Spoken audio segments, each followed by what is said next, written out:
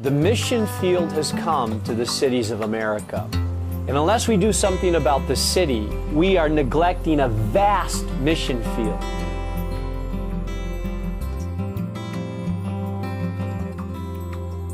Can we do a church in the city that is urban resistant, that thrives in the city, that revitalizes old congregations, that restores buildings, do church in the city a different way? There's an enormous amount of churches in the city that have pretty much the same story. Churches that in the 40s and 50s were vibrant, thriving congregations found themselves in larger auditoriums with real small congregations and an inability to know how to turn things around and reach the neighborhood around them. And that's exactly where New Life comes into the picture. I came to the city at the age of 17 thinking I'm not here to stay just to go to school, and found myself on the southwest side of Chicago in a little church that needed to be rebirthed. Having agreed to help them out, I saw for the first time the plight of urban churches.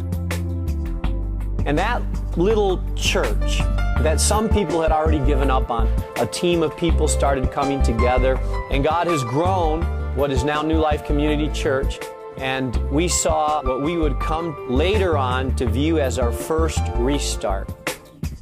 The church grew, we started to multiply throughout the city of Chicago. Then one day, out of the blue, I got a phone call. On the other line, a fella said, "Hi, my name is Chuck."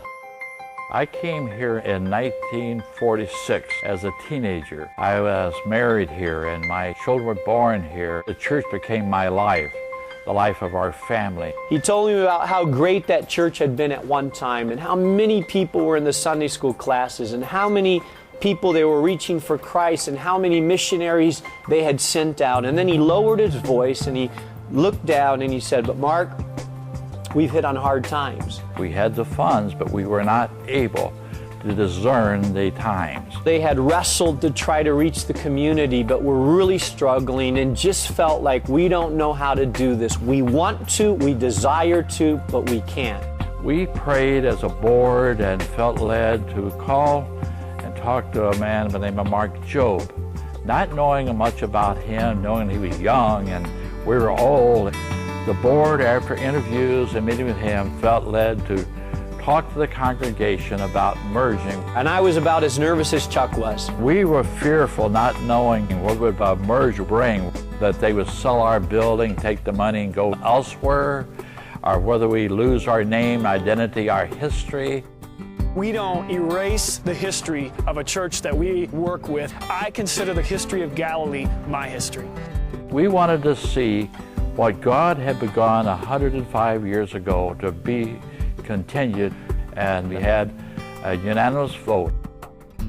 And we've been at it for a few years now, and that place now has 3 services, close to 500 people attend on Sunday morning. The Sunday school is booming with people. There are people coming to Christ on a regular basis. The scary thing was natural, but none of that happened. They didn't sell the building, they enhanced it much over. They reached out into the neighborhood. The change of name was not a problem. We don't come in as a church that's 7 years old in this location. We come in a church that's 107 years old, that owns all the history of Galilee, all the witness, all the testimony. That's ours together. We share that. My name is Chuck McWhirter, and this is my church. I'm Elisa Munoz, and this is my church. It kind of struck us, maybe instead of planting new churches, what about if we help relaunch, restart, revive existing congregations?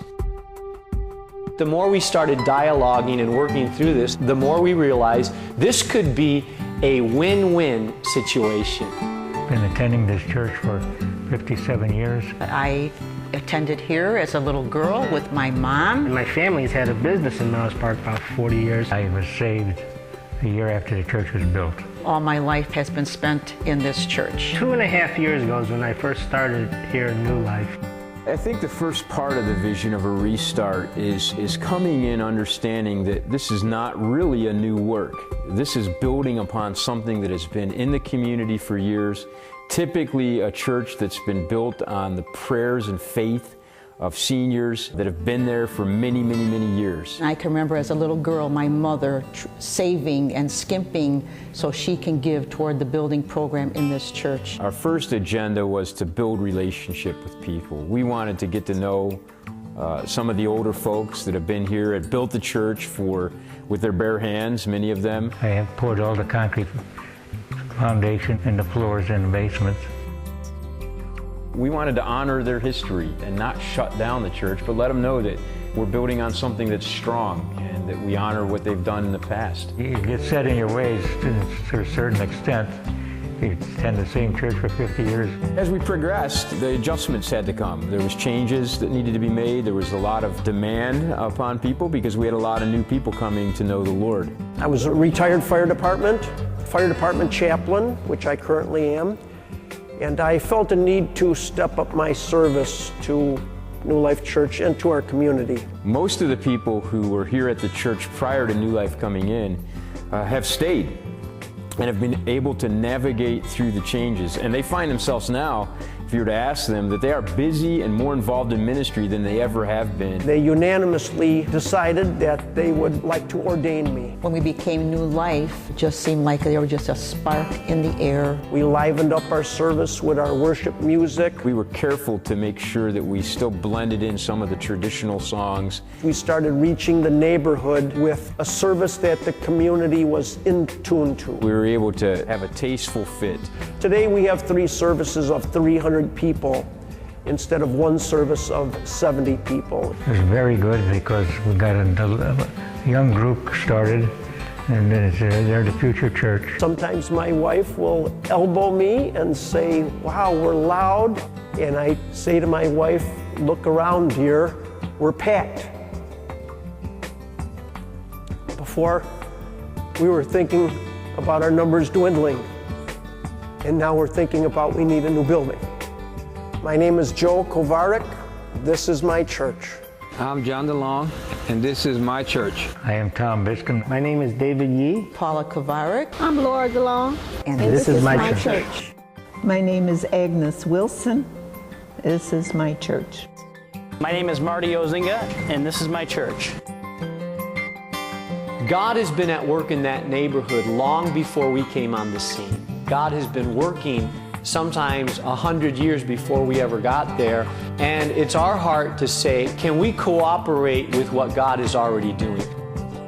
What we needed was people. How do you get people if you haven't got a preacher? I came as an associate pastor with no salary and 0 benefits.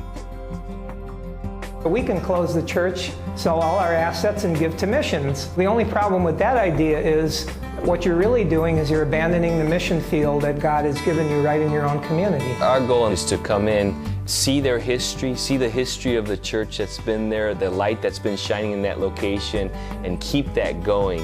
If Chicago is going to be reached, it's got to happen through Every Life Giving Church. We are trying to be what the church is called to be, a place where people are encountering God, they're trusting Jesus Christ as their Savior, and they're learning to follow His Word. We have young people. We have babies being born into the church. The people that had been here for a long time, it was clear that they were excited about change and new young people that were coming in and kids and older people. And we just like to see the mix of a lot of people coming together. Everybody who has gifts and abilities was invited to use their gifts and abilities in serving, and the majority of the people that stayed are somehow involved in ministry. This may not be right for everyone. We go into every situation very open-handed. New Life is just offering a spot on a God-sized vision, that you can be part of this vision, that God is doing something great in Chicago. God has a purpose for every church. To be able to come in as a restart, you're breathing new life into that particular location. You say new life, yes, new life. Our church is living, and we thank God for that. And so we celebrate the history, we celebrate the past. It wasn't about us anymore, but it was about people coming in and coming to know Christ. We enjoy the present, even though it might be a little bumpy at first. We decided 6 years ago that we would do whatever it takes to reach the community. And we're going to look forward to the future. So our heart is to see places like Chicago transformed by the gospel of Jesus Christ from the inside out. Seeing churches that have existed in a neighborhood for years that have a great history making an impact once again in a vital way in this community.